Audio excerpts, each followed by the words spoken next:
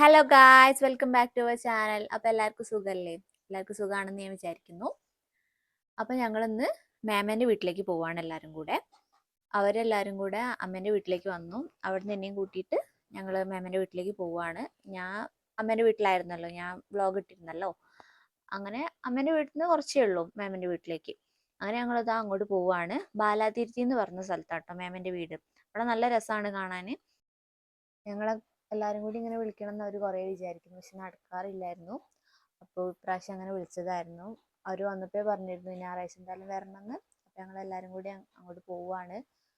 അവർ അമ്മേൻ്റെ വീട്ടിൽ ഒരെത്തുമ്പോൾ തന്നെ ഒരു 10:45 ആയിട്ടുണ്ട്. അങ്ങനെ ഞങ്ങൾ മാമേൻ്റെ വീട്ടിലെത്തുമ്പോൾ ഒരു 11:45 12 മണിയൊക്കെ ഉണ്ട്. അവിടെ കുറച്ച് നേരം ഇരുന്നിട്ട് അങ്ങനെയാണ് മാമേൻ്റെ വീട്ടിലേക്ക് പോയത്. ഇത് അവിടേക്ക് പോകുന്ന വഴിക്ക് ഉള്ള പാലാണ്.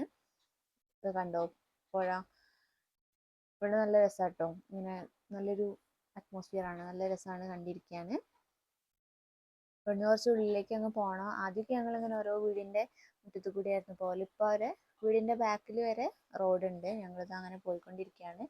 പാപ്പ വഴിയിലേക്ക് വരാമെന്ന് പറഞ്ഞിട്ടുണ്ട്. ഞങ്ങൾക്ക് ഇങ്ങനെ കൺഫ്യൂഷൻ വരണ്ടെന്ന് വിചാരിച്ചിട്ട് അങ്ങനെ പകുതിക്ക് എത്തിയപ്പോൾ പാപ്പ വന്നു വഴി കാണിക്കാൻ വേണ്ടിയിട്ട്. ഞങ്ങൾ പോകുന്ന സമയത്ത് അങ്ങനെ മഴയൊന്നും ഇല്ലായിരുന്നു കേട്ടോ. മഴയില്ല, വെയിലും ഇല്ല. അതുകൊണ്ട് തന്നെ ഇത് സുഖം ഉണ്ടായിരുന്നു പോകാൻ വേണ്ടിയിട്ട്. അങ്ങനെ ഇതാ പോയിക്കൊണ്ടിരിക്കുകയാണ്. അങ്ങനെ ഞങ്ങൾ ഇതാ ഇവിടെ എത്താനായിട്ടുണ്ട് കേട്ടോ. അങ്ങനെ ഇതാ ഞങ്ങൾ ഇങ്ങോട്ട് കയറുകയാണ് ഒരു വീട്ടിലേക്ക്. എല്ലാവരും പുറത്തുതന്നെ ഉണ്ട്. മേമ അകത്തായിരുന്നു, കിച്ചണിലായിരുന്നു, ചിക്കൻ പൊരിക്കായിരുന്നു. ഞങ്ങളിത് അവിടെ എത്തി അന്നേരം തന്നെ അവർ ചായ ഒക്കെ എടുത്തിട്ടുണ്ട്. വെള്ളയപ്പം, നൂൽപുട്ട്, ബ്രെഡ്, ചിക്കൻ കറി, പിന്നെ അച്ചമ്മയ്ക്ക് വെജിറ്റബിൾ കറി, ചായ അങ്ങനെയൊക്കെ ഉണ്ടായിരുന്നു. അവിടെ പോയാൽ നമുക്ക് ഫുഡിന് ഒരു കുറവും ഉണ്ടാവില്ല. ഫുഡ് കഴിച്ച് നമ്മൾ ക്ഷീണിക്കും, അങ്ങനെയായിരിക്കും. പിന്നെ അത് കഴിഞ്ഞ് ഞങ്ങളൊന്ന് പുറത്തേക്കൊക്കെ ഇറങ്ങി. അപ്പോൾ ഇത് അവരെ പാപ്പൻ്റെ കുളമാണ്, മീൻ വളർത്തുന്നത്.